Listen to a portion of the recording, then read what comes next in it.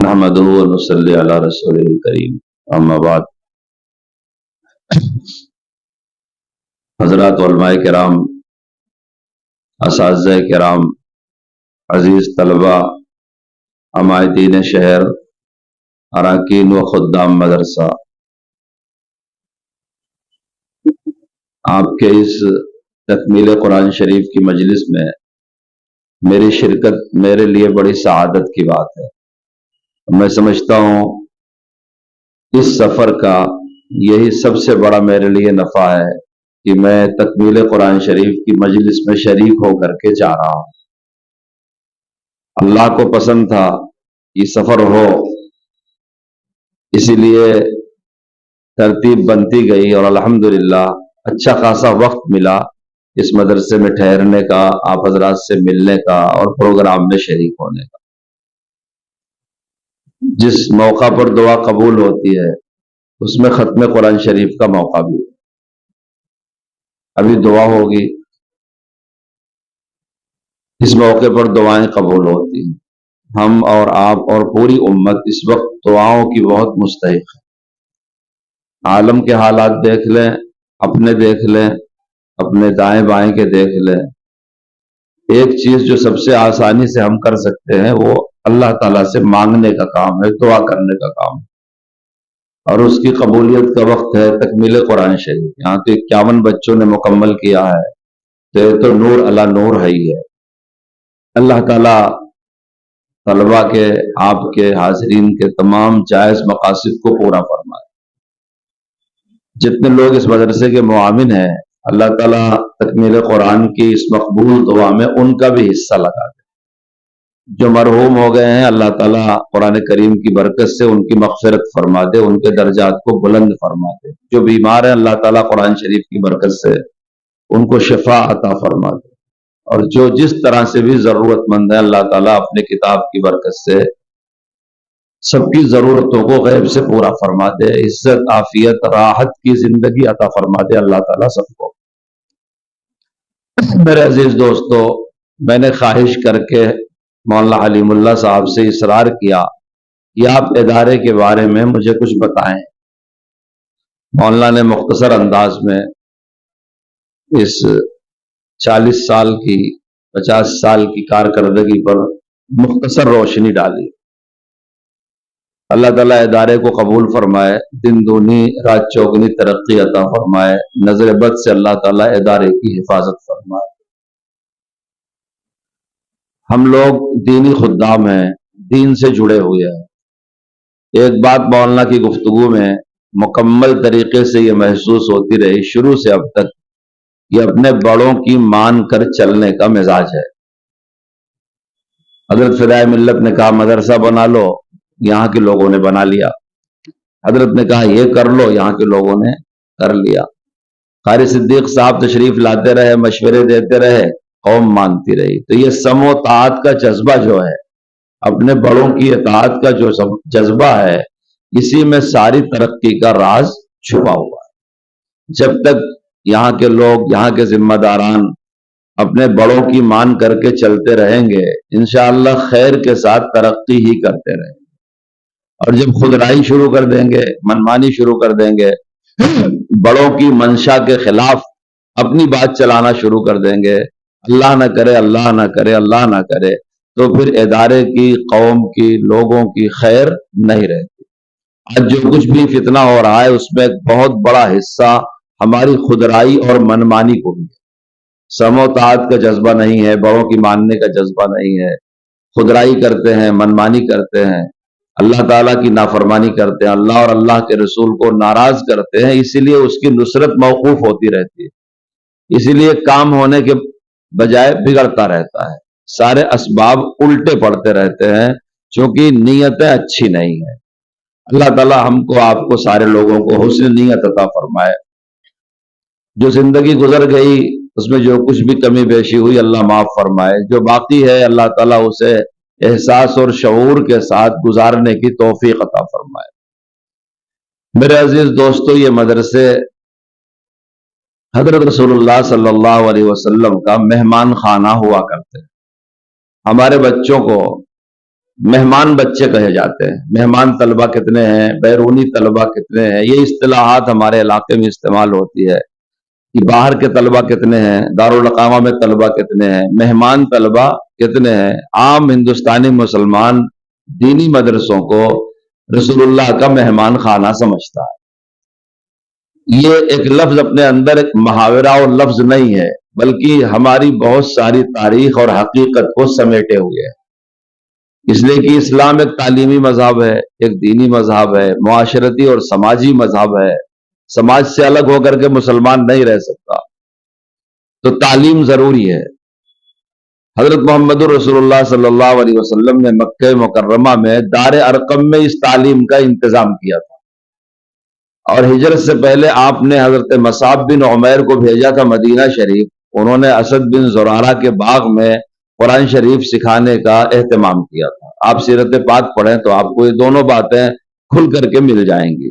مکہ شریف میں دار ارقم مرکز ہوا کرتا تھا، صحابہ وہاں آتے تھے اور دین سیکھتے تھے، قرآن سیکھتے تھے. اور ہجرت سے پہلے تشریف لے گئے مدینہ منورہ تو انہوں نے وہاں قرآن شریف سکھانا شروع کیا. جب ہجرت کرے کچھ مسلمان حبشہ گئے تو ان کے بھی سیکھنے سکھانے کا ماحول جاری رہا. ہجرت مکمل ہونے کے بعد مدینہ شریف میں صفہ کی تاریخ ہر مسلمان جانتا. تو ہمارے مدرسے اسی لیے بنائے گئے ہیں کہ قرآن شریف پڑھا جائے، پڑھایا جائے، سمجھا جائے، سمجھایا جائے، عمل کیا جائے، اس کی تبلیغ کی جائے. یعنی ہمارے اغراض و مقاصد بالکل واضح ہیں. جتنے علوم قرآن کی خدمت کے لیے استعمال کیے گئے ہیں ان کی ضرورت پڑتی ہے. جیسے لکھنے کا ایک علم ہے، کتابت ایک علم ہے، اسے اوراق میں محفوظ کرنا ایک علم ہے، پھر اس کے زبر زیر پیش حرکات نحو صرف کو سمجھنا ایک علم ہے. تو جتنے علوم قرآن شریف کی خدمت کے لیے استعمال کیے گئے یا جتنے علوم قرآن شریف سے نکلے، جیسے کہ مسئلے مسائل کا علم ہے، فقہ کا علم ہے، تو وہ علوم جو قرآن کی خدمت میں استعمال ہوئے اور وہ علوم جو قرآن شریف سے اخذ کیے گئے، اور اس کا تعلق بندوں کی زندگی سے تھا، عملی زندگی سے تھا. کیونکہ بندہ بندوں کے حق کے درمیان ہے اور اللہ کے حق کے درمیان ہے. چونکہ وہ بندہ ہے تو جس خاندان کا آدمی ہے، جس سماج کا آدمی ہے، جس آدمی ہے، اسی کو ذمہ داری بھی ہوتی ہے. یہی علم نبوت سکھائے گا کہ آپ کی ذمہ داری لوگوں کے درمیان کیا ہے، اور یہ علم نبوت ہی سکھائے گا، قرآن شریف ہی یہ بات سکھائے گا کہ اللہ کا کیا فرض آپ کے ذمہ ہے. ہمارے مدرسوں کا یہ کھلا ہوا جغرافیہ ہے، اس کے علاوہ اور ہمارے پاس کوئی سرمایہ نہیں ہے. لیکن لوگوں کو ہمارے سلسلے میں بڑی غلط فہمیاں ہوتی. ہندوستانی مدرسے چونکہ 4 بعد شروع کیے گئے. سراج الدولہ کی جنگ میں مسلمان شکست کھا گیا، سلطان ٹیپو شہید کی جنگ میں شکست کھا گیا، بالا کوٹ کی جنگ میں شکست کھا گیا، اور 1857 کی جنگ جس کو غدر کہتے ہیں شکست کھا گیا. تو 4 بڑی شکستوں کے بعد ہمارے علماء نے دین کی حفاظت کے لیے مدرسے شروع کیے، اور وہ مدرسے قوم کی ذمہ داری میں دے کر کے شروع کیا. مدرسے پہلے بھی تھے، فرق اتنا تھا پہلے مدرسہ سرکاریں چلایا کرتی تھی، وزیر امیر نوابین چلایا کرتے تھے. ہمارے بہت سے لوگ کہہ دیا کرتے ہیں کہ ہندوستان کا سب سے پہلا مدرسہ دارالعلوم دیوبند، ان کا مطالعہ ناقص ہے. مسلمان جب بھی گیا، جہاں بھی گیا، دنیا کے جس حصے میں گیا، وہ جہاں قرآن لے گیا وہاں مدرسہ بھی لے گیا. ہندوستان میں 1-2 نہیں، سینکڑوں مدرسوں کے نشانات ایسے ملتے ہیں جو 1857 سے برسوں پہلے کے ہیں. فرق یہ ہوا پہلے وہ مدرسے وزیر امیر بادشاہ لوگ چلایا کرتے تھے، اور اس سے اپنے لیے نوکر خادم ملازم ترجمان پیدا کیا کرتے تھے. اکابر دیوبند نے 4 شکستوں کے بعد ہندوستانی قوم کو خود کفیل کرنے کے لیے اس کے بھروسے پر مدرسہ بنایا، اس کا نام دارالعلوم دیوبند رکھا گیا. اس کی بنیادی اس پر رکھی گئی کہ کسی امیر محکم القول کے بھروسے پر مدرسہ نہیں چلایا جائے گا، سرکاری امداد نہیں لی جائے گی.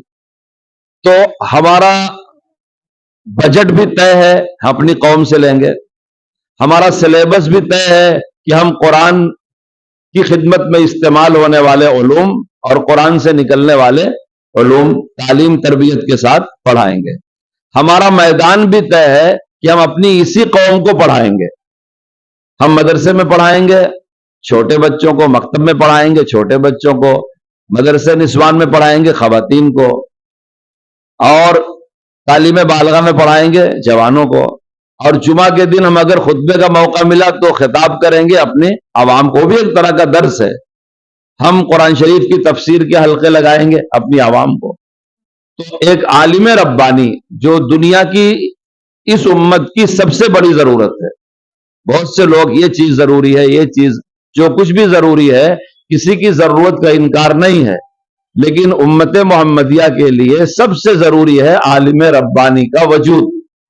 جس معاشرے میں، جس سماج میں، جس قوم میں کوئی عالم ربانی نہیں ہوگا وہ قوم تباہ ہوگی. اس کا رشتہ محمد الرسول اللہ صلی اللہ علیہ وسلم سے کٹ جائے گا. آپ آخری نبی ہیں، آپ دنیا سے پردہ فرما گئے، مگر یہ دین قیامت تک چلے گا، قرآن شریف قیامت تک چلے گا. تو آپ کا کام کون کرے گا؟ ہماری قوم قدر نہیں کرتی. اگر تھوڑی دیر کے لیے سوچیں، حضرت رسول اللہ صلی اللہ علیہ وسلم کے منبر کا وارث کون ہے؟ عالم ہے. محراب کا وارث کون ہے؟ عالم ہے. آپ معلم تھے تو تعلیم کا وارث کون ہے؟ آپ مربی ہیں تو تربیت کون کر رہا ہے؟ آپ امت کے لیے فکر مند رہتے تھے تو امت کے لیے فکر کون کر رہا؟ دعائیں کون کر رہا؟ اپنا سب کچھ لٹا کر کے، لگا کر کے زندگی کو دین کے لیے وقف کون کیے ہوئے ہے؟ عالم ربانی. یہ سب عالم ربانی کے صفات ہے. وہ عالم ربانی جب بھی پیدا ہوگا تو مدرسوں سے ہی پیدا ہوگا. آپ لوگ سمجھ سکتے ہیں اس بات کو. یونیورسٹی میں طرح طرح کے علوم پڑھائے جاتے ہیں. ہمارے ملک میں 2 یونیورسٹیاں مسلمانوں کے پیسوں سے بنی ہیں، جامعہ ملیہ اور مسلم یونیورسٹی علی گڑھ. علی گڑھ کی یونیورسٹی کا مسئلہ چل رہا ہے. جامعہ ملیہ جمعیت علماء کی وجہ سے اقلیتی کردار بحال ہوا اس کا. ان دونوں یونیورسٹیوں میں جیسے اور سبجیکٹ پر ایم اے ہوتا ہے ویسے اسلامیات پر بھی ایم اے موجود ہے. وہ خالی انہی دونوں میں نہیں ہے. اس ملک کی اور ایسی یونیورسٹیاں جو راجاؤں مہاراجاؤں کے نام پر ہیں یا دیوی اور دیوتاؤں کے نام پر ہیں، اس کے اندر بھی اسلامیات کا ایم اے موجود ہے. اور وہاں اسلامیات میں اسلامی مضامین پڑھائے جاتے ہیں. لیکن چونکہ ان کا مقصد صرف علم ہوتا ہے، کار نبوت انجام دینا ان کا مقصد نہیں ہوتا. علم برائے زر، علم برائے سند، علم برائے شہرت، علم برائے منصب، علم برائے ملازمت، علم برائے کسب. لیکن علم برائے دعوت و تبلیغ، علم برائے اسلام، علم برائے مسلمان ان کا مقصد نہیں ہے. اس لیے آپ غور کر کے دیکھ لیں کہ ان کو عمل سے کوئی مطلب نہیں ہوتا. ہمارے مدرسوں کو دار العلم والعمل کہا جاتا ہے، طالب العلم والعمل ہم کو کہا جاتا ہے، کیونکہ اللہ کے رسول صلی اللہ علیہ وسلم کے بعد اس امت کو دین پر ثابت قدمی کے ساتھ لے کر کے چلنے کا کام یہ علماء ربانی کا ہے. تو عالم ربانی امت کی سب سے پہلی ضرورت ہے، سب سے بڑی ضرورت ہے. وہ عالم ربانی ہمارے انہی مدرسوں سے پیدا ہوگا. اکابر دیوبند نے بدلتے ہوئے ان حالات میں جو دنیا ایک نئے دور میں داخل ہوئی، اسے مادی دور کہا جاتا ہے، اسے آدمی کی ذاتی آزادی کا دور کہا جاتا ہے، اسے ڈیموکریسی کا دور کہا جاتا ہے، اسے جمہوری دور کہا جاتا ہے، اسے ایک وسعت پسندی کا دور کہا جاتا ہے کہ دنیا تنگ نظری سے نکل گئی، غربت سے نکل گئی، فقر و فاقہ سے نکل گئی، برادرہڈ میں داخل ہوئی، بھائی چارہ میں داخل ہوئی، انسانی مساوات میں داخل ہوئی. ظاہر ہے اس بدلتے ہوئے منظر میں اسلام کی حفاظت کیسے کی جائے گی؟ اس کے لیے اکابر علماء دیوبند نے مدرسوں کی یہ تحریک شروع کیا. تو اس مدرسے کا بجٹ بھی متعین ہے، کہاں سے آئے گا؟ ہماری قوم سے.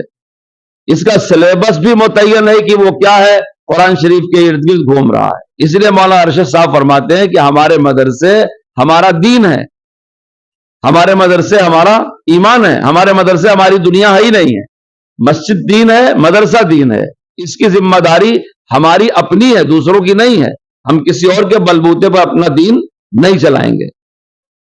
تو بجٹ بھی متعین ہے، سلیبس اور نصاب بھی متعین ہے، اور ساتھ ساتھ کن میں ہم کو محنت کرنا ہے وہ بھی متعین ہے.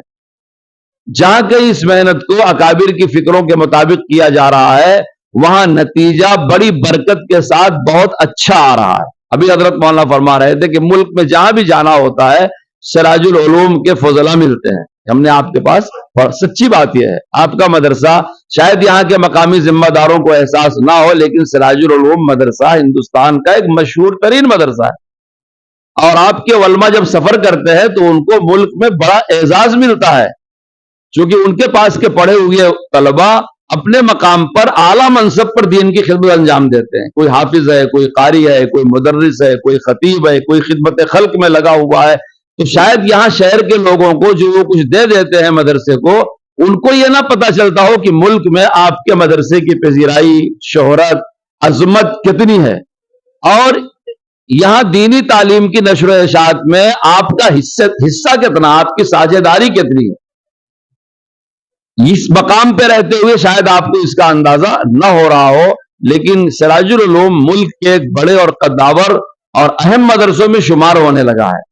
اللہ تعالیٰ اس کو مزید ترقی عطا فرمائے. میں عرض کر رہا تھا کہ صاف طور سے ہماری بات ہے کہ ہمارے مدرسے یہ رسول اللہ کے مہمان خانے ہیں. چونکہ ہندوستان میں یہ مدرسے قائم ہوئے 4 جنگوں کی پے در پے شکست کے بعد، اور ایسی حالت میں قائم ہوئے کہ ہماری قوم لٹی پٹی اور غریب تھی، کوئی اس کا ہاتھ پکڑنے والا نہیں تھا، اور ایک مجاہد قوم تھی، جفاکش قوم تھی. تو اس قوم میں شہید ہونے والے بھی تھے، جلاوطن ہونے والے بھی تھے، روپوش ہونے والے بھی تھے، ایسے یتیم بچے بھی تھے جس کے باپ کا سہارا سر سے اٹھ گیا تھا. تو علماء نے ان کے ہاتھ پکڑ پکڑ کر کے ان کو مدرسے میں داخل کرنا شروع کیا. ہماری قوم ہر کار خیر میں حصہ لیتی ہے، اور ابھی لاک ڈاؤن میں مسلمانوں نے جو خدمت کیا ہے پورے ملک میں، اس بجٹ کو جوڑا جائے تو ایک سرکار کے بجٹ سے بڑا بجٹ ہوتا ہے جو مسلمانوں نے مسافروں پہ خرچ کیا اور مذہب پوچھے بغیر خرچ کیا. تمام مدات خیر کے ساتھ چونکہ مسلمان صاحب نصاب پر زکوٰۃ فرض ہے، تاجروں سے کہا گیا کہ اپنی زکوٰۃ دو، اور کسانوں سے ہمارے علماء نے کہا کہ تم 10واں 20واں 40واں دیا کرو. ہندوستان کا کوئی معتبر عالم دین یہ فتویٰ نہیں لکھتا کہ ہندوستان کی زمین عشری ہے یا خراجی ہے. جو زمینیں عالم اسلام میں شامل کی گئی اس کی پوزیشن کلیئر ہے فقہا کے نزدیک کہ فلاں فلاں زمین عشری ہے، فلاں فلاں خراجی ہے. ہندوستان میں جیسے تبلیغ اسلام کا ایک الگ ہی فلسفہ ہے، ایسے یہاں کی زمینوں کا بھی الگ ہی فلسفہ ہے، نہ اسے خراجی کہتے نہ اسے عشری کہتے. لیکن علماء کرام نے کسانوں کے دماغ میں یہ بات ڈالی کہ اگر مدرسہ ہے تو تم ہو، مدرسہ نہیں تو تم بھی نہیں. تو سارا کسان اپنی پیداوار کا 10واں 20واں جو سب سے کمزور ہے وہ 40واں تو مدرسے کو دیتا ہی ہے. دیوبند میں 4000 کے قریب لڑکے پڑھتے ہیں، مظاہر العلوم سہارنپور میں 1500 کے قریب پڑھتے ہیں. ان کو 2 روٹی ملتی ہے دوپہر میں، 2 روٹی ملتی ہے شام میں. ایک روٹی کا وزن 100 گرام ہوتا ہے، تو 200 گرام آٹا دوپہر میں، 200 گرام شام میں، یعنی 400 گرام گیہوں ایک دن ایک طالب علم کا خرچہ ہوگا. اگر 400 گرام کو 4000 سے آپ ضرب دے دیں تو یہ ایک دن کا خرچہ ہوگا. جتنے ٹن بنے گا غالباً 10 ٹن بنے گا یا 6 ٹن بنتا ہے، آپ جوڑ کر کے دیکھ لیں. اور پورے سال میں 365 دن ہوتا ہے، مدرسہ پورے طور سے کم 280 دن آباد ہوتا ہے. بقیہ دنوں میں طلبہ مکمل نہیں غیر حاضر ہوتے، کچھ کم بیش ہوتے رہتے ہیں. تو آپ جب اس طرح جوڑیں گے تو کئی 100 ٹن گیہوں چاہیے، صرف گیہوں مدرسے میں پڑھنے والے بچوں کی روٹی کے لیے. یہ صرف میں 2 مدرسے کا حساب بتا رہا ہوں، دارالعلوم دیوبند کا اور مظاہر العلوم سہارنپور کا.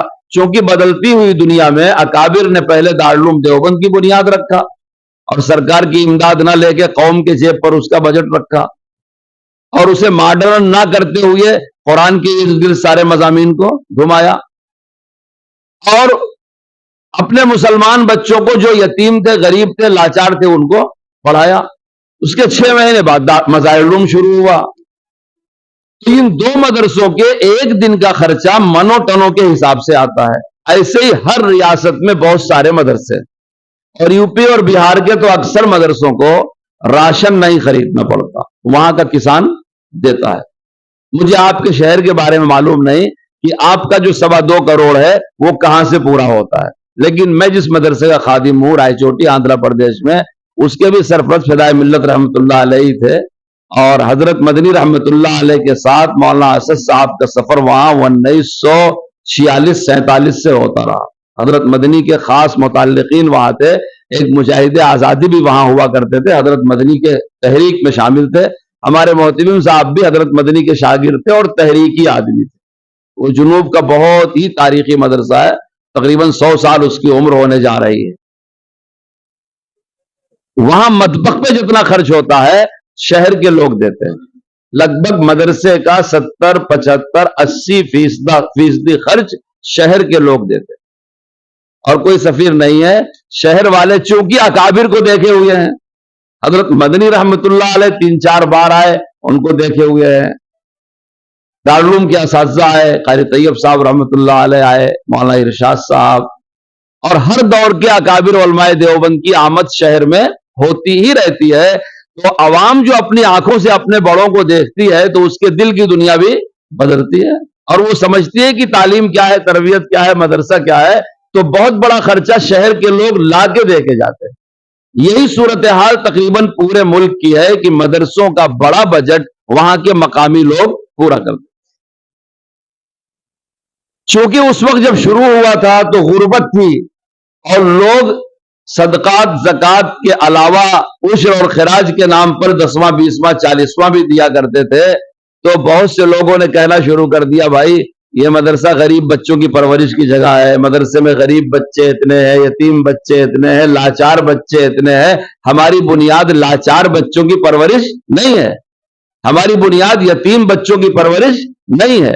ہمارے مدرسے نہ بیکار خانے ہیں, نہ یتیم خانے ہیں, نہ خیرات خانے ہیں, نہ زکات خانے ہیں. یہ رسول پاک صلی اللہ علیہ وسلم کے مہمان خانے ہیں. جو بھی یہاں مہمان ہو, مہمان ہونے کے ساتھ وہ جیسا بھی ہے اس کو ہم سینے سے لگاتے ہیں. یتیم ہے, غریب ہے, فقیر ہے, محتاج ہے, اس کا مقصد ہونا چاہیے علوم نبوت کو حاصل کرنا, اس پر عمل کرنا, اس کی دعوت و تبلیغ کرنا, اور اس چیز کا ایک حصہ بننا جس کو اللہ نے اسباب کی دنیا میں اپنے دین کی حفاظت کے لیے منتخب کیا ہے. اللہ کا دین اور قرآن شریف قیامت تک رہے گا, بدلے گا نہیں.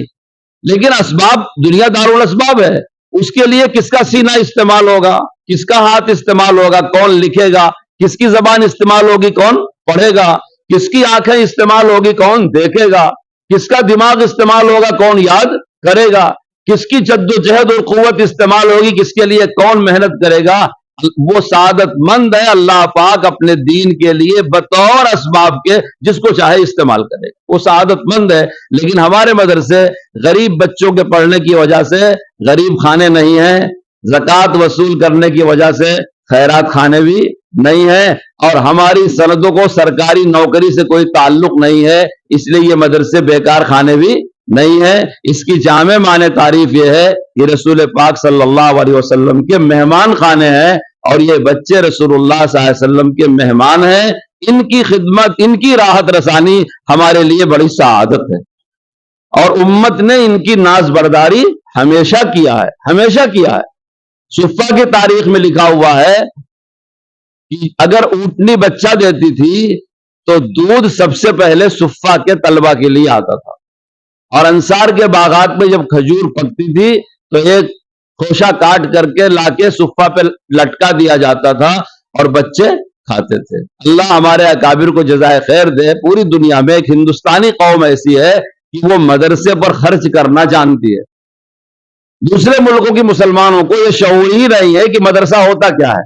وہ مدرسے کو سرکاری کالج اور یونیورسٹی سمجھتے ہیں. میں نے جیسا کہ بتایا جہاں لوگ اسلامیات میں ایم اے کرتے ہیں, چنانچہ پورے عرب ملک میں اس جیسا رسمی ایک مدرسہ بھی آپ کو نہیں ملے گا, بلکہ ان کے اسکول اور کالج میں تفسیر کی, حدیث کی, فقہ کے کچھ چاپٹر پڑھائے جاتے ہیں, مکمل کتاب پڑھائی نہیں جاتی. آپ کا جہاں جی چاہے آپ مصر میں دیکھ لیں، سعودی میں دیکھ لیں، ابو ظبی میں دیکھ لیں، دبئی میں دیکھ لیں، کویت میں دیکھ لیں، ایسے رسمی مدرسے جو ان سارے علوم کو پڑھاتے ہوں بے غرض ہو کر کے کہ ان کا منشا نہ سرکار کا تقرب ہو، نہ مال وصول کرنا ہو، نہ دنیا کمانا ہو، دین کو خالص دین کے لیے پڑھاتے ہو، پورے عالم اسلام میں آپ کو ایک مدرسہ بھی ایسا نہیں ملے گا۔ اسکول کالج ملے گے کہ لوگ پڑھتے ہیں، پڑھنے کے بعد پڑھانا شروع کرتے ہیں، سرکار کے ملازم ہو جاتے ہیں۔ اسی لیے میں کہتا ہوں آپ لوگ چونکہ مدرسے کے اراکین ہیں، اپنا ذہن ایک دم صاف رکھیے۔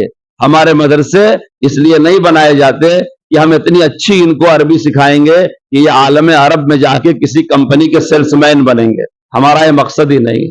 بہت سے لوگ میں کہتا ہوں کچے ذہن والے کبھی کبھی ہماری مجلسوں میں تنقید کرتے ہیں کہ آپ کا عالم ہے، ہدایہ پڑھتا ہے، ایک صفحہ عربی میں لکھ نہیں پاتا۔ جی صاحب، ہمارا مقصد ہی نہیں ہے وہ، ہم وہ عربی نہیں پڑھا رہے ہیں جو عربی ابو جہل کی زبان ہونے کے باوجود اسے ابو جہل کہا گیا تھا، وہ عربی ہم نہیں پڑھا رہے ہیں۔ اگر مقابلہ عربیت کا ہوتا تو بہت بڑا عربی ادیب ابو جہل سے بڑا ادیب ہو سکتا ہے، لیکن اس کو جاہل نہیں، رسول پاک نے ابو جہل کہا۔ کیوں ابو جہل کہا؟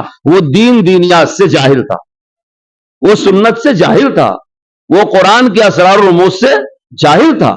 ہمارے مدرسے اس لیے نہیں بنائے گئے ہیں کہ ہم کمپنیوں کا مندوب اور سیلس مین پیدا کریں۔ ہمارے مدرسے کے فضلہ ممکن ہے اتنی اچھی عربی نہ بولیں کہ وہ اسپتال میں کسی مریض کے علاج کا ترجمہ کر سکیں، پیسہ کر، لیکن ہم کو یقین ہے اور یہ ہو رہا ہے۔ ہمارے مدرسے کے فارغ کے سامنے بڑے سے بڑے فرعون وقت کی ہمت نہیں ہے کہ وہ قرآن کی ایک ضمیر کے مرجع میں غلطی کر دے، سوال نہیں پیدا ہو، ایک لفظ میں غلطی کر دے نہیں۔ آپ میں حفاظ ہیں، قرآن شریف میں لفظ ناس کا استعمال کیا گیا، اچھا اناس کا استعمال بھی کیا گیا ہے، لفظ کافر کا استعمال بھی کیا گیا ہے، اور کوافر کا استعمال بھی کیا گیا ہے، لفظ دابا کا استعمال ہے، اور 4-5 مقام میں ایک ہی لفظ ہے، لفظ دابا قرآن نے 4 جگہ استعمال کیا ہے، چاروں جگہ 4 معنی میں استعمال کیا۔ ہم جو مدرسے میں پڑھاتے ہیں ہم ایک ایسی فوج تیار کر رہے ہیں جس کا مقصد زندگی ہے اللہ کے کتاب رسول اللہ کے سنت کی حفاظت کرنا، اور اس کے علاوہ کوئی ہمارا مقصد نہیں۔ ہم مندوب اور ترجمان بننے کے لیے نہیں اپنے عربی ادب پڑھاتے ہیں کہ آپ بہترین مندوب بنے، بہترین، اس کے لیے یونیورسٹیاں ہیں، پیسے دیں، پڑھیں، جائیں، پیسے کمائیں، لیکن قوم جو اپنے خون پسینے کی حلال کمائی ہم کو دیتی ہے اور اپنے لخت جگر کو ہمارے حوالے کرتی ہے، وہ اس لیے کہ یہ محمد الرسول اللہ کا جانشین بنے گا، وارث بنے گا، عالم ربانی بنے گا۔ یہ تو بڑی گھٹیا سوچ ہوگی کہ جس بچے کو عالم ربانی اور ماہر قرآنی بنانے کے لیے ہم کو دیا گیا، ہم اسے کسی کمپنی کا مندوب، ترجمان اور سیلس مین بنا کر کے بھیج دیں۔ ہمارے مدرسوں کا بالکل یہ مقصد نہیں۔ اس لیے کتاب و سنت کے ایک ایک رموز، ابھی آپ کیا قرآن شریف ختم ہوا، وقت ختم ہو رہا ہے، میں بہت مختصر انداز میں عرض کرتا ہوں، جن اکابر نے بڑے بڑے مدرسے بنائے ان کے سامنے ایک بہت بڑا چیلنج تھا ہندوستان میں۔ چیلنج یہ تھا، یہاں اسلام ڈائریکٹ عرب سے نہیں آیا، تاریخ پڑھنے والے جانتے ہیں یہاں اسلام ایران کے راستے سے آیا ہے، عجم اور افغانستان کے راستے سے آیا ہے۔ آپ پڑھے لکھے لوگ میری بات پر غور کریں، عربی زبان میں 29 حروف ہے، انہی حروف میں قرآن کے الفاظ لکھے گئے ہیں۔ اللہ کے رسول صلی اللہ علیہ وسلم لکھنا جانتے نہیں تھے اور لکھا ہوا پڑھ نہیں سکتے تھے، آپ امی تھے، صحابہ کو آپ نے قرآن شریف لکھوایا۔ قرآن کا ایک طریقہ کتابت بھی ہے، آپ اٹھا کر کے دیکھ لیں کئی جگہ، ایک جگہ یا عبادی فتقون میں کھڑا الف عین کے اوپر لگا ہوا ہے۔ 50 جگہ قرآن میں ایسا ہے کہ عام چلتی ہوئی عربی سے قرآن کریم کے لکھنے کا قاعدہ الگ ہے۔ آپ کسی عرب کاتب سے پوچھ لیں بسم اللہ کیسے لکھا جاتا ہے، پوری دنیا کے خطاط یہ کہتے ہیں کہ با کو ایسے لمبا کر کے لکھیں گے۔ بعض حروف ایسے ہیں جو دونوں طرف سے اشتراک قبول کرتے ہیں، با اسی میں سے ہے، لام کے ساتھ با لکھیں گے لب ہو جائے گا، اور با کے ساتھ لام لکھیں گے بل ہو جائے گا، تو دونوں طرف سے قبول کرتے ہیں۔ کچھ حروف ایسے ہیں کہ ٹیک تو لگا لیتے ہیں مگر کسی کا سہارا سامنے سے حاصل نہیں کرتے، جیسے کہ دال ہے، دال دلدل کا دال پیچھے ٹیک تو لگا لے گا، لیکن آگے کسی پر سہارا لے لے اس کی شان کے خلاف ہے۔ اور بعض حروف ایسے ہیں کہ بالکل منفرد رہتے ہیں۔ یہ حروفوں کی کہانی ہے۔ عربی زبان کے حروف تہجی، حروف ہجا، مفردات جسے کہتے ہیں، وہ 29 ہیں۔ قرآن اسی میں لکھا گیا تھا، لیکن ہندوستان میں اسلام آیا ایران کے راستے سے، اور فارسی زبان کے حروف تہجی عربی سے زیادہ ہے۔ اب ہندوستان پہنچنے کے بعد یہاں کی چلتی ہوئی زبانوں میں جب اور حروف تہجی جوڑ دیے گئے تو ان کی تعداد 75 تک ہو گئی۔ اب عربی میں پڑھا جاتا تھا اب تک الف، با، تا، سا، جیم، ہا، خا، دال، زال الی آخری، لیکن فارسی میں پڑھا جاتا الف، بے، تے، تے۔ یہ پے ایک نیا حرف پیدا ہو گیا۔ عربی والے تو پے جانتے ہی نہیں۔ اب ہندوستان میں آنے کے بعد اس فارسی میں ٹے کا اضافہ ہو گیا۔ بہت سے لوگ کہتے علماء نے کیا کیا، علماء نے کیا کیا؟ آپ کو پتہ نہیں۔ علماء نے وہ کام انجام دیا ہے اسلام کی حفاظت کے لیے جو اسباب کی دنیا میں ممکن تھا۔ وہ عالم ربانی ہے، ان کی نگاہیں بہت باریک ہوتی۔ جب تک بادشاہوں، وزیروں اور امیروں کے تحت یہ مدرسے چلتے رہے، جب تک فارسی میں قرآن پڑھا جاتا رہا۔ آپ بیتی پڑھیے، میں اکثر اساتذہ کو مشورہ دوں گا، حضرت شیخ الحدیث مولانا زکریا صاحب کی آپ بیتی ضرور مطالعے میں رکھیں۔ وہ کتاب بڑی مردم ساز ہے اور پوری ایک صدی کے حالات کے آئینے میں آپ کو دکھائے گی کہ کیسے تھے ہمارے اکابر۔ شیخ بار بار اپنے بارے میں فرماتے ہیں میں فارسی میں قرآن پڑھتا ہوں، میں فارسی میں قرآن پڑھتا ہوں۔ تو ہم لوگ سمجھتے ہیں کہ واقعی شیخ اپنے بارے میں کہتے ہیں فارسی میں پڑھتے ہیں، یعنی غلط پڑھتے ہیں، ایسا نہیں ہے۔ فارسی کا مطلب یہ ہے کہ ہمارے بچپن میں الف، بے، تے سے ہی پڑھایا جاتا تھا۔ ہم نے خود بغدادی قاعدہ پڑھ رکھا ہے، چھوٹا قاعدہ 4 ورق کا، بڑا قاعدہ 8 ورق کا، الف، بے، تے سے، اور اتنی مار کھایا۔ اللہ جزائے خیر دے ان اکابر اساتذہ کو، ان کی قبروں میں اللہ نور سے بھر دے۔ اماں ابا نے بھیجا حافظ بنانے کے لیے، انہیں مرغا بنا دیا۔ مجھے آج تک اشکال ہے مدرسے کی اس مرغا بنانے پر کہ بھائی ماں باپ بھیجتے ہیں حافظ بناؤ، بولے صاحب مرغا بنا دیتے ہیں۔ ایسا کہاں دنیا میں ہوگا بولو؟ یعنی علماء ہمارے مدرسوں میں آپ اندازہ لگاؤ، رکوع میں قرآن شریف کی آیتیں پڑھنا منع ہے، نماز میں حالت رکوع میں تلاوت کرنا منع ہے، حالت سجدہ میں تلاوت کرنا منع ہے۔ اس لیے منع ہے کہ وہ مقام عبدیت، مقام مذلت ہے، تو مقام مذلت میں کتاب اللہ کی تلاوت مکروہ قرار پائی۔ اب ہم لوگ اپنے شاگردوں کو سزا میں کھڑا کرتے ہیں، مسجد میں تعلیم ہوتی ہے، اللہ کے گھر میں سزا دیتے ہیں، کھڑا کرتے ہیں اور سزا میں اس سے قرآن پڑھواتے ہیں۔ مجھے ہمیشہ اس پر اشکال رہا ہے، ہمیشہ، کہ بھائی یہ تو ہمارے پورے اسلامی فلسفے کے خلاف ہے کہ بجائے حافظ بنانے کے مجھے مرغا بنا دیا۔ تو بڑے پٹے اس میں الف، بے، تے، سے میں، چلتا رہا ایک زمانے تک۔ ایک لطیفہ سناتا ہوں آپ کو۔ شیخ الہند رحمت اللہ علیہ دارالعلوم کے اول استاد اور سب کے استاد، حضرت تھانوی کے بھی استاد۔ اس وقت دارالعلوم دیوبند میں جب لوگ داخلے کے لیے آتے تھے تو تحریری امتحان عام طور سے نہیں ہوتا تھا، بالکل شروع کا زمانہ ہے، تو استاد اس کا جائزہ لے لیا کرتا تھا۔ تب جماعتوں کے اعتبار سے تعلیم بھی نہیں ہوتی تھی، کتابوں کے اعتبار سے تعلیم ہوتی تھی۔ اگر وہ زمانہ آپ پڑھنا چاہیں تو مولانا مناظر حسن گیلانی کے مضامین کا ایک مجموعہ ہے دارالعلوم میں بیتے ہوئے دن، آپ اس میں پڑھ لیں۔ میں نے پڑھنے کے زمانے میں مرتب کیا تھا، چھپی ہوئی ہے مولانا اعجاز اعظمی کے نام سے، لیکن اندر پوری کہانی میری ہی لکھی ہوئی ہے، آپ پڑھ کے دیکھ لیں، حاصل کریں اس کو، آپ کو اس دور کا دارالعلوم نظر آئے گا جو شیخ الہند کے زمانے کا ہے کہ کیسے تھے۔ تو ایک بار شیخ الہند ایک طالب علم کا امتحان لے رہے تھے، اس سے کہا تمہارا کس کتاب میں امتحان لوں؟ تو بھائی علم اللہ کی صفت ہے نا، تو اللہ کی تمام صفات میں علو ہے، بندے کی صفات میں بندگی ہے، لیکن قدرت کی صفات، اسی لیے عالم کو بار بار کبر سے منع کیا جاتا ہے۔ کبر اور علم کا جوڑ نہیں، جس چیز کو جو بیماری لگتی ہے اس کے متعلق وہی تو پرہیز بتایا جاتا ہے۔ تو عالم کو کبر کی بیماری لگ سکتی ہے، اسی لیے سب نے علماء کو تکبر سے منع کیا ہے۔ تو اس طالب علم سے شیخ الہند نے کہا عزیزم تمہارا کس کتاب میں امتحان لو؟ اس نے کہا آپ جس میں چاہے لے لیں، تیور جس میں چاہے لے لیں۔ شیخ نے پھر پوچھا کوئی کتاب بتا دو بیٹے، کہا آپ جس میں چاہے لے لیں۔ اس وقت دارالعلوم میں پڑھنے آنے والے طلبہ دارالعلوم کی شاخوں کے نہیں ہوتے، اپنے ذہن میں رکھیے آپ۔ اس وقت کے جو بڑے بڑے مدرسے تھے، خیر آبادی درس گاہیں تھیں اس وقت، خیر آباد کا علوم، بحری آباد کے علوم، بدایون کے علوم، ٹونگ کے علوم، دلی اور رامپور کے علوم، یہ اس وقت کے نوابوں کے بڑے بڑے مدرسے تھے جو دارالعلوم کے معاصر تھے، اور وہاں بھی بہت ساری کتابیں پڑھائی جاتی تھی۔ خود مولانا مناظر حسن گیلانی رحمت اللہ علیہ ٹونگ سے دیوبند آئے تھے، آپ وہ کتاب پڑھیے گا، وہ کہتے ہیں کہ میں ٹونگ میں رہتے ہوئے شیخ الہند کو بڑا عالم نہیں سمجھتا تھا، اور شیخ الہند نے جو حاشیہ لگایا ہے مختصر المعانی کا، اسے پڑھ کے کہتا تھا کون سا کام کیا ہے۔ لیکن جب میں دیوبند آیا تو مجھے پتا چلا کہ شیخ الہند ہے کون، اس کے انہوں نے قصے لکھے ہیں۔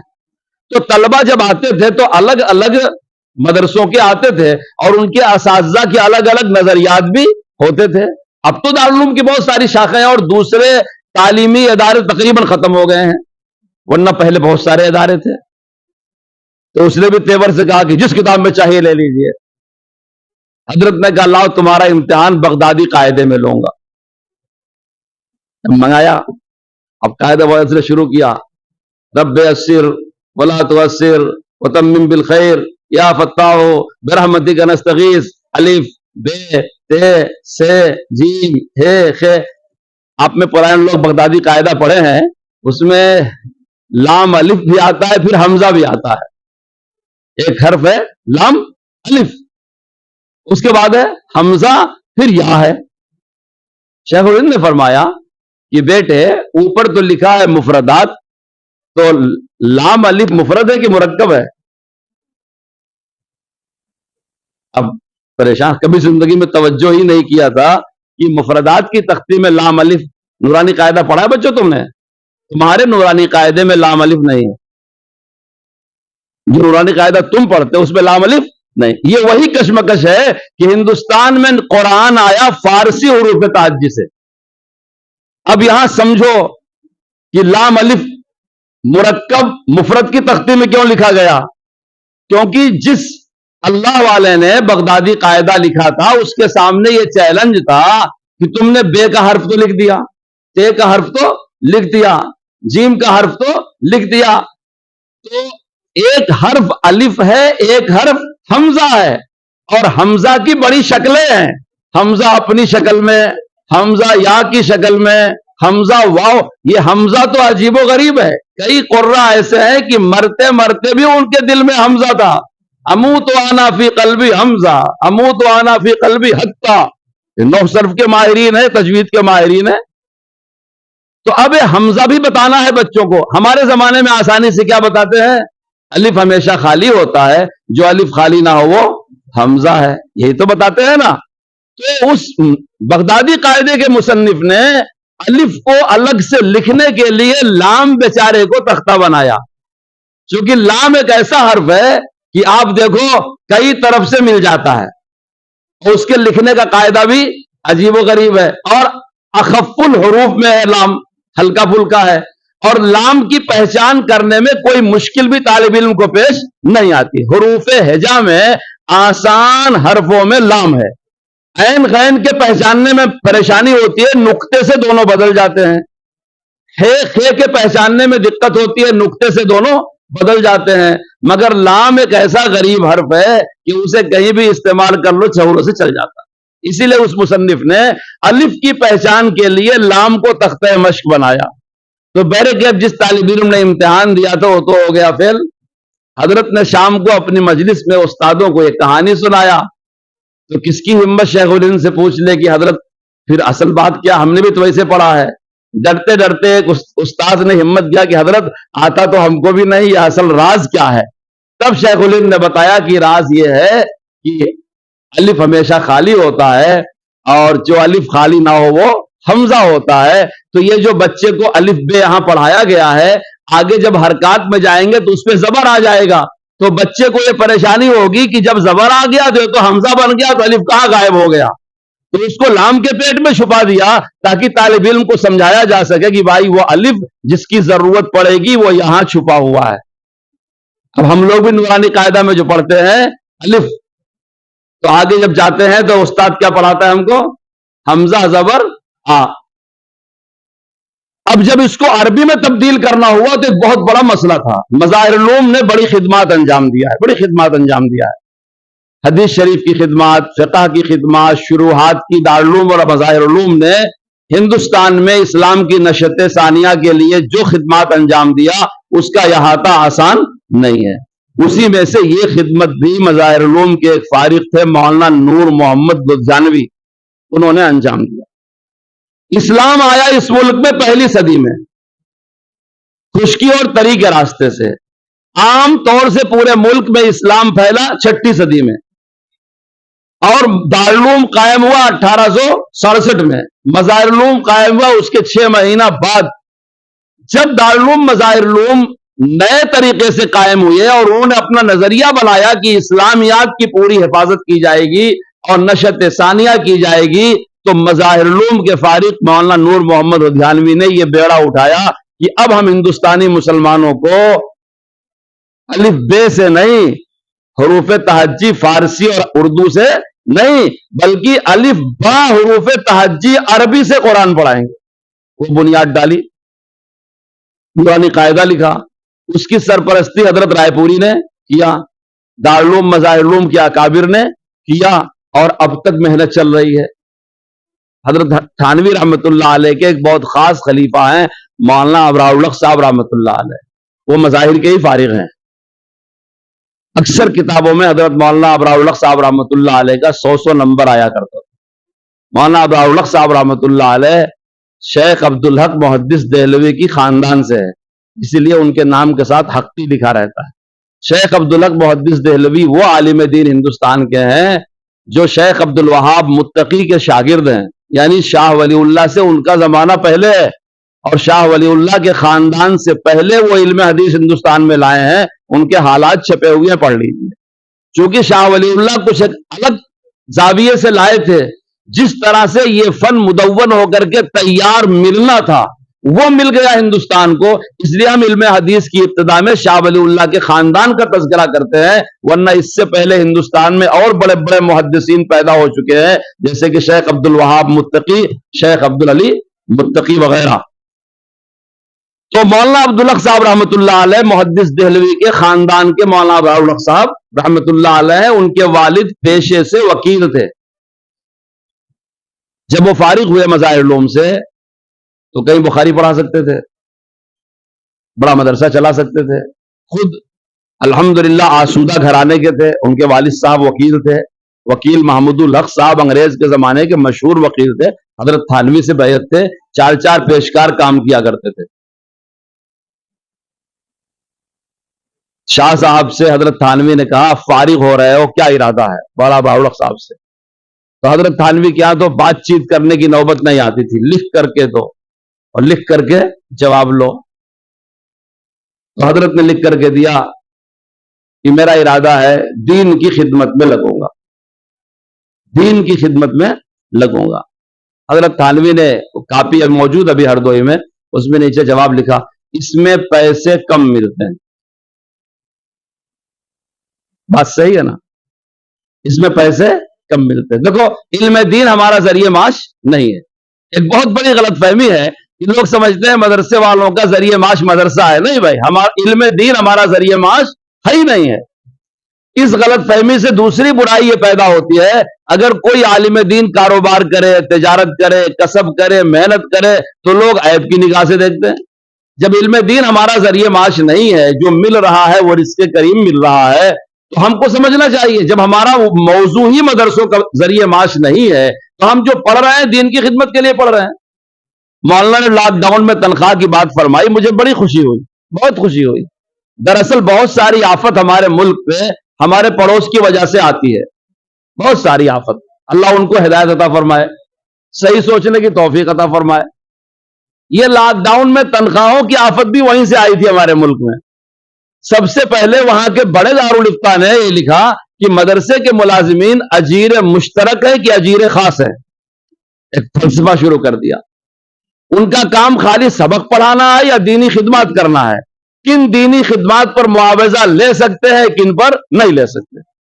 ایک ایسا چوں چرا کا فلسفہ کھڑا کیا کہ پوری دنیا کے مکتبوں, مدرسوں, مسجدوں کے اماموں کا بیڑا غرق کر دیا. اکثر جگہ اداروں کے ذمہ دار تاجر لوگ ہیں, اور تاجر کا یہی مزاج ہوتا ہے, جہاں 4 پیسے کا فائدہ وہی بات سمجھ میں آتی ہے, اس کو نفع کے علاوہ کوئی زبان سمجھ میں نہیں آتی. بس سب تاجروں نے جلدی جلدی اپنے ماتحت اداروں کی تنخواہیں اجیر خاص, اجیر مشترک پر پکڑنا شروع کر دیا. ہم لوگ مظاہر میں بیٹھے ہوئے, الحمدللہ دارالعلوم دیوبند نے اپنے ہر ملازم کو لاک ڈاؤن کی مکمل تنخواہ دیا, مکمل تنخواہ دیا. اور جو دونوں اداروں کو بنیاد بنایا. مدرسہ مظاہر علوم سہارنپور کی شورا نے, میں خادم شورا کا خزانچی میں ہوں مدرسے کا, الحمدللہ مکاتب تک کے مدرسین کو لاک ڈاؤن کی پوری تنخواہ دی گئی. اور آپ مظاہر کے اساتذہ سے پوچھ لیں, سالانہ جو 15 دن کی رخصت اتفاقیہ ہوتی ہے وہ بھی دی گئی. کسی ایک مستقل ملازم کے 1 دن کی تنخواہ بھی وضع نہیں کی گئی.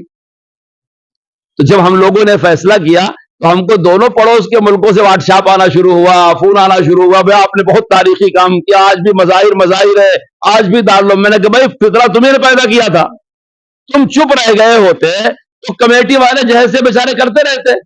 تم نے دارالفتہ میں کھینچا اس مسئلے کو اور فضا خراب کیا پورے بر صغیر, پورے ایشیا کی.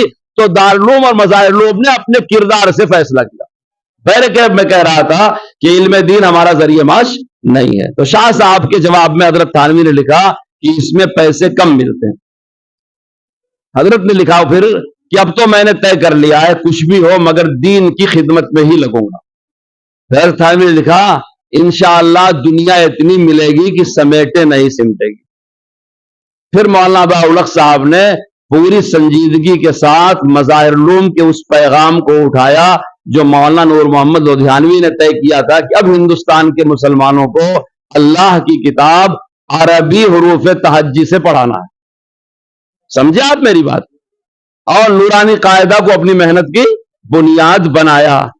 مفتی محمود صاحب اور حضرت شیخ کے پاس تقاضا رکھا کہ ایک اچھا سا قاری ہم کو دے دیجئے جو اس قرآن کریم کی تعلیم میں, اس کے پھیلانے میں میری مدد کر سکے. تو ان دونوں بزرگوں کے مشورے سے ہردوئی بھیجا گیا قاری امیر حسن صاحب رحمۃ اللہ علیہ. آپ میں سے بہت سے لوگوں نے دیکھا ہوگا, میرا بہت گہرا تعلق تھا ان بزرگوں سے, اللہ ان کے درجات بلند کرے. قاری امیر حسن صاحب کہنے لگے کہ جب میں ہردوئی گیا, ٹرین سے اترا, مولانا باولخ صاحب کے یہاں گیا, ان کا مہمان رہا, صبح میری تقرری ان شرائط پہ ہوئی. آپ شرائط بھی سن لیجئے, کچھ مجھے بھول گئی, کچھ یاد ہے. پہلی شرط یہ ہے کہ مدرسے میں دین کی خدمت کی نیت سے رہیں گے, معاش کی نیت نہیں ہوگی. تنخواہ ماہانہ 10 روپیہ ہوگی. جس مہینے میں نہیں مل پائے گی مدرسے کے ذمہ واجب الادا نہیں رہے گی. اور کسی کے سامنے مدرسے کی شکایت بھی کرنے کی اجازت نہیں ہوگی. دیکھو, اگر چند مہینے کی تنخواہ مدرسہ نہیں دے سکتا اور 1 مہینے کی میسر ہو گئی اور آپ کو پیش کر دی گئی تو پچھلے چند مہینے کے مطالبے کا حق نہیں ہوگا. اب رہے حضرت کے گھر سے کھانا آتا رہا, چند بچے تھے اس زمانے کے, اب تو تقریباً سب اللہ کو پیارے ہو گئے. اس دور کے طلبہ, قاری صاحب خود اللہ کو پیارے ہو گئے, شاہ صاحب بھی اللہ کو پیارے ہو گئے. اور ساری محنت کس پر ہے؟ اسی نورانی قاعدہ پر. الف ہمیشہ خالی ہوتا ہے, جو خالی نہ ہو وہ حمزہ ہے.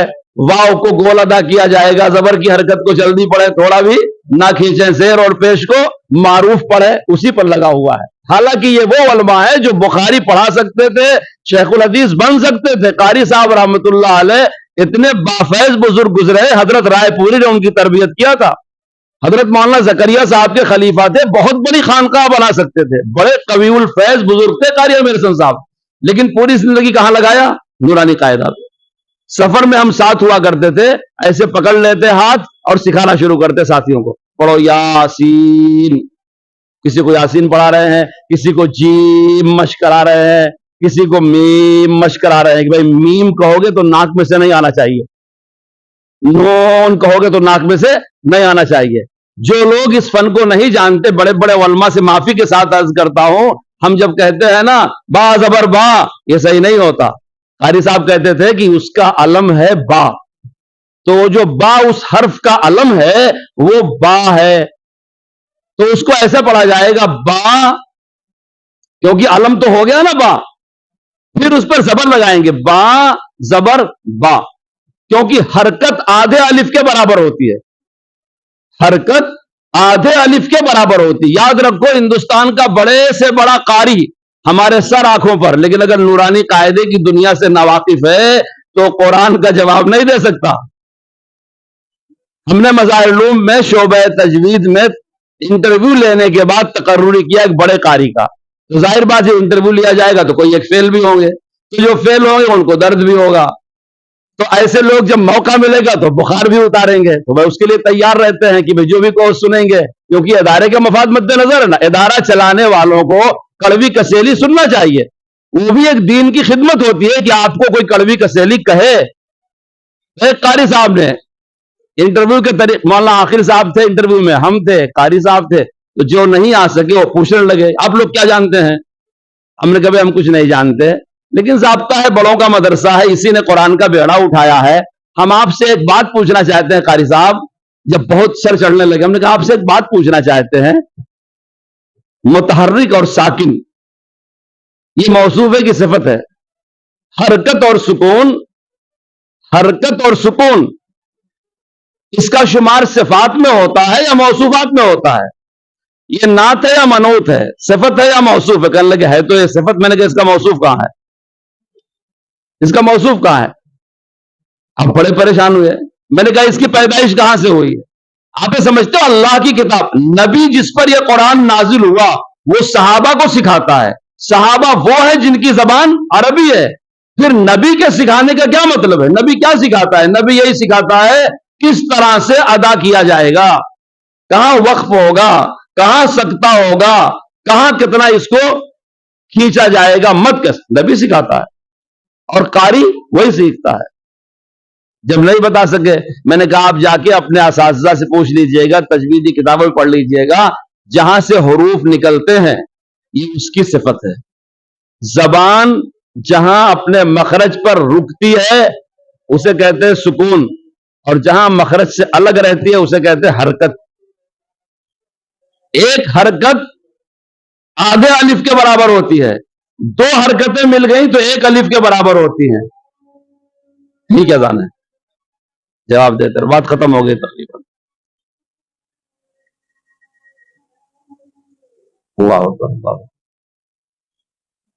तकरीबन मुकम्मल हो गई। मैं कारी साहब रहमतुल्लाह अलैह किस्सा सुना रहा था कि उन्होंने इस तरह से 1-2 साल नहीं 65 साल नूरानी कायदा पढ़ाया, और पूरे मुल्क में अल्लाह की किताब अरबी लबो लहजे में पढ़ाई जाए, अरबी हुरूफ तहज्जी के साथ पढ़ाई जाए, पूरे तजवीद के साथ पढ़ाई जाए, मुस्तकिल उसके लिए मेहनत किया। जो मैंने तनख्वाहों वाली बात सुनाई वो बात मुकम्मल कर दूं। कारी साहब ने कहा फिर बहुत होने लगा, फाका तंगी आने लगी, तो मौलाना अब्दुल हक साहब ने शाह अब्दुल गनी साहब रहमतुल्लाह अलैह के पास भेजा कि जाओ, शाह अब्दुल गनी साहब हजरत थानवी के खलीफा थे, उनको मदरसे के हालात बता के दुआ कराओ।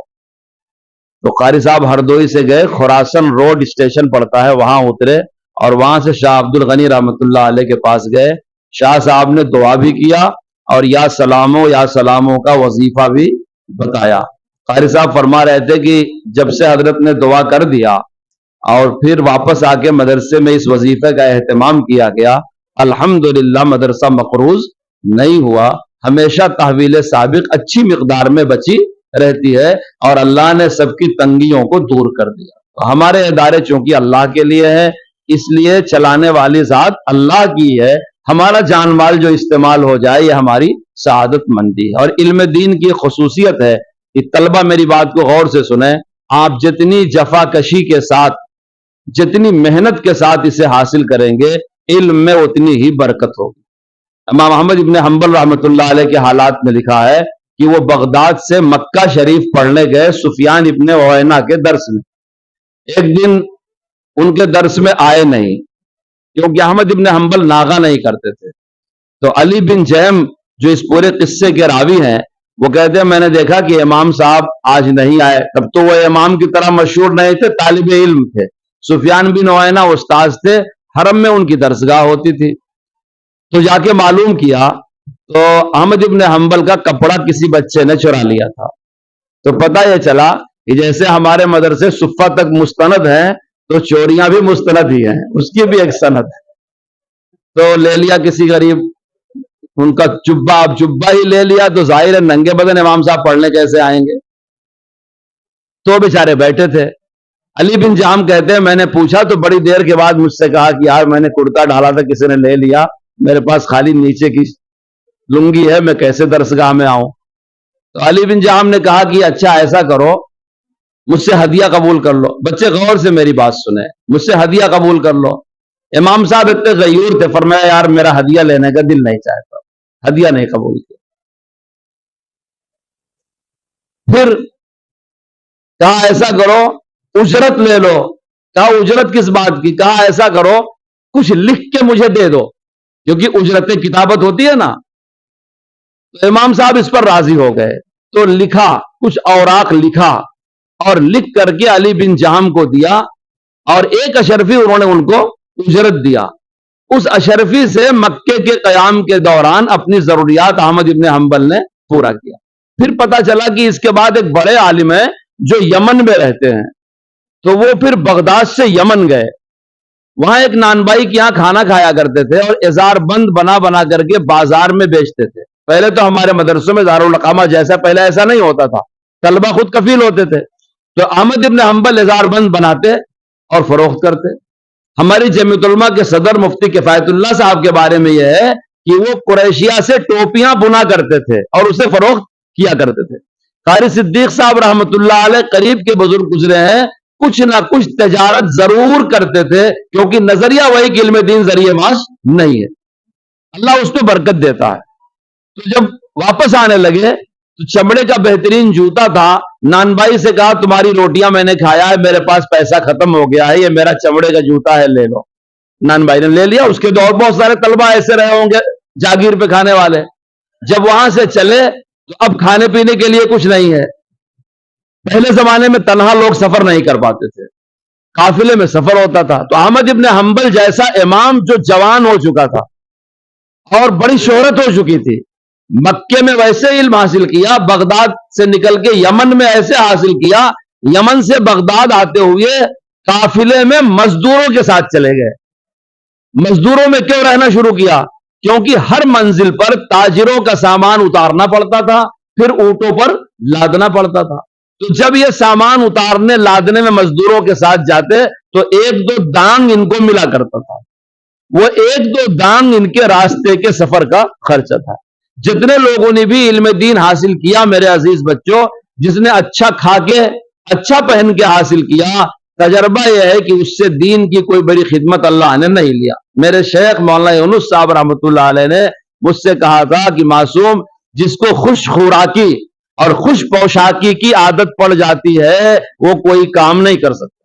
یہ ان کے الفاظ ہے، جس کو خوش خوراکی اور خوش پوشاکی کی عادت پڑ جاتی ہے وہ کوئی کام نہیں کر سکتا. مزاج نبوت یہ ہے کہ جب جو ملا بندہ بن کر کے پہن لیا، بندہ بن کر کے کھا کے اللہ کا شکر ادا کر دیا. میں اپنے مدرسے کے طلبہ کو اکثر یہ بات دوہرا کرے کہا کرتا ہوں، میرے عزیز بچوں، مدرسے نے تمہاری ناز برداری کے لیے سب انتظام کیا ہے، لیکن تمہارا یہ حق نہیں ہے. تم جس راستے پہ لگے ہوئے ہو یہ مجاہدے اور جفا کشی کا راستہ ہے. اور اکابر دیوبند کی یہی خصوصیت ہے کہ انہوں نے بھوکے رہ کے، پیاسے رہ کے، تکلیف اٹھا کر کے اس علم کو حاصل کیا، پھر اللہ تعالیٰ نے ان سے بہت بڑا کام لیا. دارالعلوم کا ایک چھوٹا قصہ سنا کر کے 1.5 منٹ میں بات ختم کرتا ہوں. دارالعلوم کے ایک طالب علم نے حافظ احمد صاحب کے پاس جا کر کے شکایت کیا، جو قاری حضرت مولانا قاسم نانوتوی رحمت اللہ علیہ کے بیٹے تھے. حافظ احمد صاحب اور قاری طیب صاحب کے والد ماجد تھے. ان کے پاس جا کے شکایت کیا کہ حضرت، میرا مسلح، میری لنگی، میرا دسترخوان میری چادر میرا امامہ چوری ہو گیا. تو مولانا حبیب الرحمان صاحب بیٹھے ہوئے تھے, ناراض ہو گئے. بولے مولوی صاحب نوابی کرنے آئے ہو کہ طالب علمی کرنے آئے ہو؟ غصہ ہوئے. جب بورا غصہ اتار چکے تو بچے نے ادب سے کہا کہ حضرت وہ ایک ہی کپڑا تھا, وہی دسترخوان تھا, وہی امامہ تھا, وہی مصلی تھا, وہی چادر تھی, وہی لنگی تھی. آپ سمجھے بھائی؟ ضرورت بتانے کے لیے اس کا ہر استعمال بتا دیا اپنے ذمہ دار کو. تو یہ راستہ جفا کشی اور مجاہدے کا ہے. ساری سہولیات کے باوجود اچھا کھانے, اچھا پہننے, اچھا گھومنے پھرنے کے چکر میں پڑو گے, کہیں ایسا نہ ہو کہ اللہ تعالیٰ علم دین سے محروم کر دے. ہم نے بہت سے علماء کو دیکھا ہے پڑھنے کے زمانے میں بڑے اچھے تھے لیکن دین کی خدمت کا موقع نہیں ملا, اور بہت سے اپنے جیسے بودے ساتھیوں کو دیکھا کہ جو پڑھنے میں کمزور تھے, غریب تھے, پریشان حال تھے, اللہ نے اپنی دین کی خدمت کے لیے ان کو لگا دیا ہے. بہت خوشی ہوئی ادارہ دیکھ کر کے. اللہ تعالیٰ خوب ترقی عطا فرمائے. میں بھی دعاؤں کا محتاج ہوں. ختم قرآن کی دعاؤں میں اللہ تعالیٰ میرا بھی حصہ لگائے, قبول فرمائے. آپ حضرات کو آنکھوں کی ٹھنڈک بنائے, دن دونی رات چوگنی ترقی عطا فرمائے. میرے کہنے سننے میں, سما خراشی میں کوئی بات بری لگی ہو میں معذرت کرتا ہوں. اللہ تعالیٰ معاف فرمائے, اس کے شر سے ہم سب کی حفاظت فرمائے. لا الہ الا اللہ الحلیم الکریم سبحان اللہ رب العرش العظیم. نسألک موجبات رحمتک وعزائم مغفرتک والغنیمۃ من کل بر والسلامۃ من کل اثم.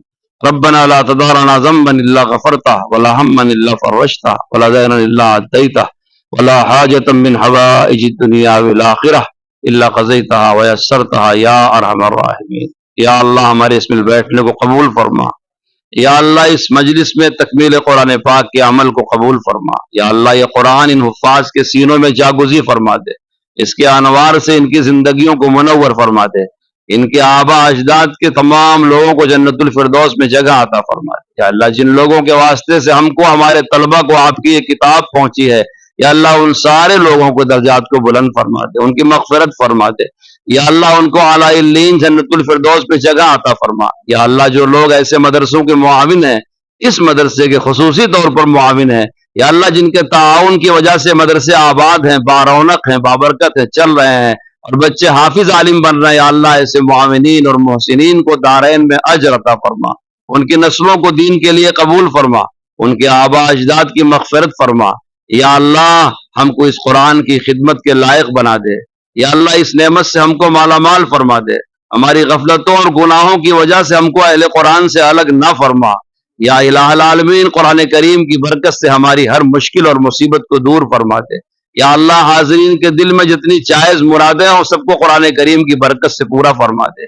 یا اللہ تکمیل قرآن کے موقع پہ جتنی دعائیں حضرت محمد الرسول اللہ نے, آپ کے خلفاء نے, اہل بیت نے, صحابہ نے, اولیاء نے, صلحاء نے, علماء نے, ہمارے اساتذہ نے کیا ہو, یا اللہ سب ہمارے حق میں منظور فرما دے, سب میں ہمارا حصہ لگا دے. یا اللہ ہمارے جوان بچے اور بچیوں کو حیا عطا فرما, عفت عطا فرما, پاک دامنی عطا فرما. ہمارے مدرسوں کو رونق درس عطا فرما. ہر اندرونی بیرونی فتنے سے ہمارے تمام مدارس کی, خاص طور پہ اس مدرسے کی حفاظت فرما. مخلص معاون نصیب فرما. دن دونی رات چوگنی ترقی عطا فرما. ہم ہماری نسلیں جب تک اس دنیا میں زندہ رہیں, یا اللہ اسلام اور ایمان کے ساتھ زندہ رکھ. ہر طرح کے شر فساد سے حفاظت فرما. انسانی اور شیطانی دھوکے سے حفاظت فرما. یا اللہ قرآن کی برکت سے, جادو سے, ٹونے سے, ٹٹکے سے, آسیب سے, سحر سے, سفلی اعمال سے ہم سب کی حفاظت فرما. اپنے قرآن کی برکتوں سے ہم سب کو مالا مال فرما. ہماری اور ہمارے نسلوں کی پوری زندگی میں قرآن کے انوار و برکات کو ثابت اور قائم فرما, نازل فرما. ہم کو دین پر ثابت قدمی عطا فرما. دین پر عمل کرنے کے لیے جو رکاوٹیں ہیں اسے دور فرما. یا اللہ جب ہمارا آخری وقت ہو تو کلمے اور ایمان کی موت عطا فرما. قبر حشر کی منزلیں آسان فرما دے. ہم سب کو بلا حساب کتاب کے جنت کا داخلہ عطا فرما دے. جنت پہ اپنا دیدار نصیب فرما دے. اپنی دائمی رضا نصیب فرما دے. جنت میں پیارے نبی حضرت محمد الرسول اللہ کی مرافقت, ان کا ساتھ اور ان کی صحبت عطا فرما دے. یا اللہ ہماری ساری دعاؤں کو جو ہم نے پہلے کیا, اب کر رہے ہیں, آئندہ کریں گے, یا کسی نے ہم سے کہہ رکھا ہے, یا ہم کو کرنا چاہیے تو مگر بھول گئے, یا اللہ ساری دعاؤں کو محض اپنے فضل و کرم سے اپنے پیارے حبیب حضرت محمد الرسول اللہ کے وسیلے سے قبول و منظور فرما لے. سبحان ربک رب العزت عما یصفون وسلام علی المرسلین والحمد للہ رب العالمین.